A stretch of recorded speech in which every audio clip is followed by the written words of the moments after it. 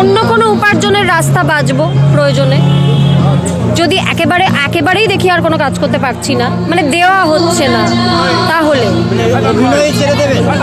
যদি ছাড়তে হয়, মানে এমন যদি হয় যে নয় আমাকে জাস্টিসের লড়াই থেকে ছড়ে আসতে হবে অথবা অভিনয় করতে হবে, তাহলে আমি বাঁচবো জাস্টিসের লড়াই, অভিনয় নয়। কারণ কাজ সব বাতিল করে দিয়েছে, সব।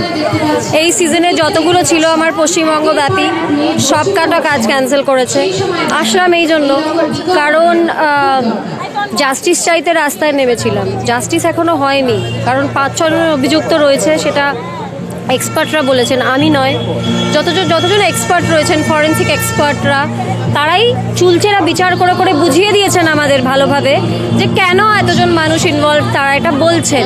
তাহলে সবকটা অভিযুক্তকে তো এখনো ধরা হয়নি, কোথায় জাস্টিসটা তো এখনো পাইনি। তাহলে ভয়ের রাজনীতিতে নতি স্বীকার করে আমাদের ভয় দেখানো হলো বলে, কাজ ক্যান্সেল করে দেওয়া হলো বলে, ভয় অনেকে পেতেই পারেন, তাদেরকে আমি দোষ দিচ্ছি না।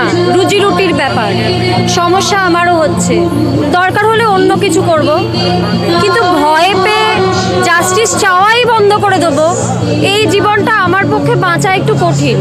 এটার থেকেই বোঝা যায় যে আরজিকর, আর যাই কথা বলো বাবা, আরজিকর নিয়ে কিছু বলো না, কারণ আরজিকরের ঘটনাটা উদ্ঘাটন হলে কিন্তু অনেক বড় বাস বলি কি, মানে ড্যাশ ড্যাশ হতে চলেছে প্রশাসনে। তো ওই জন্য আর যাই বলো আরজিকরের কথা বলবে না, কে আর যাই বলো কে অভিযুক্ত তোমরা ঠিক করে দিতে পারো না। তো উনি বারংবার বুঝিয়ে দিয়েছে যে আমি যেটা বলবো, আমি যাকে বলবো সেটাই হবে, সেটাই হচ্ছে, সেটাই হচ্ছেও, সেটার দিকেই যাচ্ছে। তো দেখা যাক এখন মানুষ একত্রিত হয়ে আবার ভুল প্রমাণ করতে পারে কিনা, তারা আসলে ঠিক ছিল কি। তো আমাদের সুপ্রিম কোর্টের উপরে, সিবিআইয়ের উপরে এখন আর সেরকম কোনো ভরসা আর কিছু দেখতে পাওয়া যাচ্ছে না, কেন সব এখন গট আপ কেস হয়ে গেছে।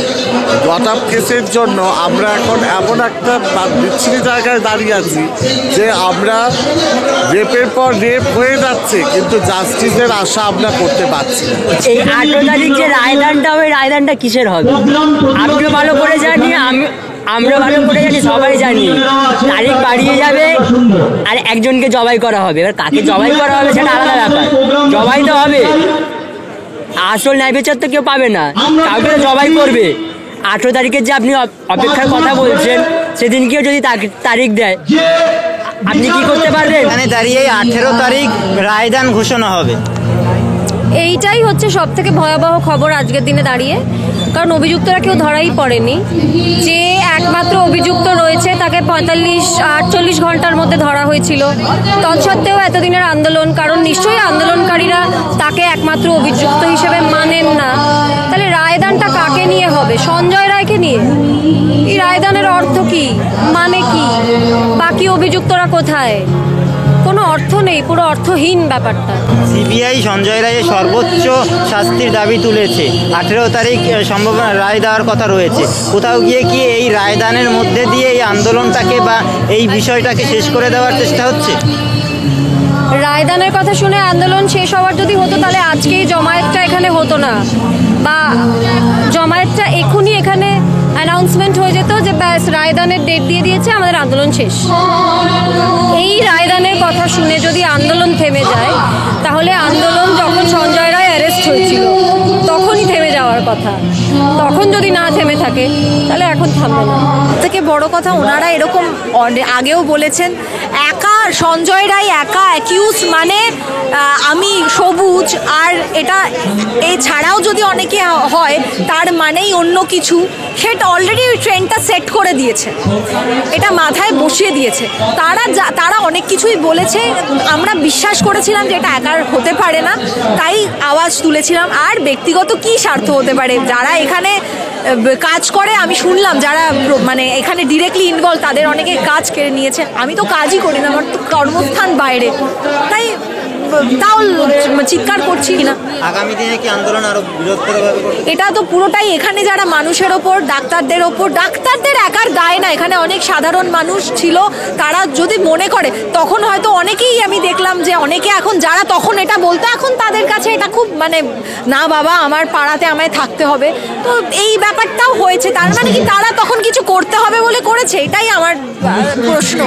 আমরা তো নয় এটা করেছি সেটা করেছি, কিন্তু আমরা তো এখনো এটাই বলে চলেছি প্রথম দিন থেকে এখন অবধি, কিন্তু তখন যেটা হয়েছে এখন চুপ করে গেছে, এই পাল্টিটা কেন? আমরা যতদূর দেখেছি আমাদের ভারতবর্ষের জুডিশিয়ারি সিস্টেম এমনই একটা জায়গায় রয়েছে যেখানে বছরের পর বছর না গেলে আমরা সেই জাস্টিসের আশা করতে পারি না।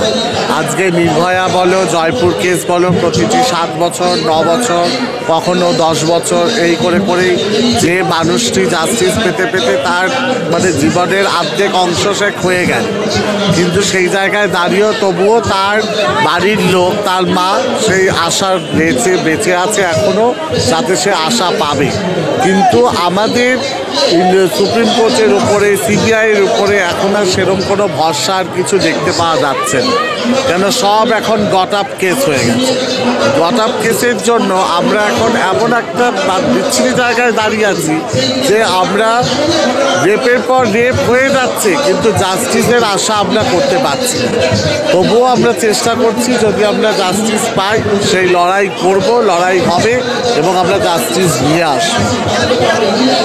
এখানে দাঁড়িয়েই সিবিআই সঞ্জয় রায়ের সর্বোচ্চ শাস্তির জন্য দাবি জানিয়েছেন, আপনারা কি সেই দাবিই তুলবেন? না, যেটা সিবিআই যে চার্জশিট দিয়েছে সেই চার্জশিট আমাদের সাধারণ মানুষ এবং যারা ডাক্তাররা রয়েছে যেগুলো বলছেন ওনারা সেগুলোর সাথে মোটেও মানানসই নয়। আমার দিক থেকেও মনে হয় যে কখনোই একটা মানুষের ক্ষেত্রে এই জিনিসটা করাটা খুবই একটা মানে খুব দুর্ভাগ্যজনক বলতে পারেন, বা একটা খুবই অবাক, কারণ ওটা কখনোই হতে পারে না। যেটা আমাদের সিনিয়র ডক্টররাও বলেছে এবং ফরেন্সিক রিপোর্টও বলেছে, সেটা কখনোই হতে পারে না। এটা কিছু তো গণ্ডগোল এখানে অবশ্যই আছে। শাসনের নামে সব থেকে লবডঙ্কা, শিক্ষার নামে লবডঙ্কা, স্বাস্থ্যের নামে লবডঙ্কা, শিল্পর নামে লবডঙ্কা, সব দিকে লবডঙ্কাই আসছে। এখন যদি আমরা না লড়াই করি, এটা আমাদের নিজের প্রয়োজন, ন্যায় বিচার, যেটা আমাদের অধিকার, আমাদের অধিকার আছে তো, আমরা ভারতীয় তো, আমাদের তো অনেকগুলো অধিকার আছে, তার মধ্যে তো এটাও তো অধিকার যে আমরা বিচার পাবো। 152 দিন হয়ে গেলে এখনো পর্যন্ত এটা নিয়ে ঘটছে, কিন্তু ন্যায় বিচারে কোনো হাওয়া নেই, কারণ না কেন্দ্র, না রাজ্য, না ন্যায়ালয় কেউ আমাদের সাথ দিতে চাইছে না, কারণ সেটিং তো হয়ে রয়েছে।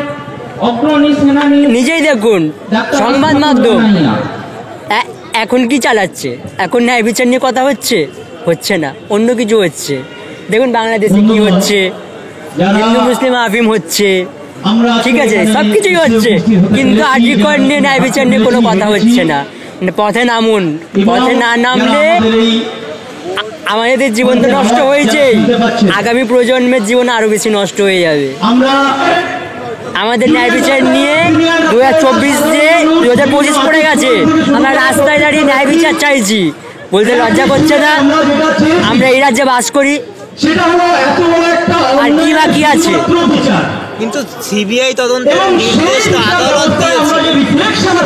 আদালত সিবিআই তদন্তে দিয়েছিল, সিবিআই তদন্তের রেজাল্টটা কি বেরোলো? তারাও তো মুখ করে গেল, কি বের করেছে?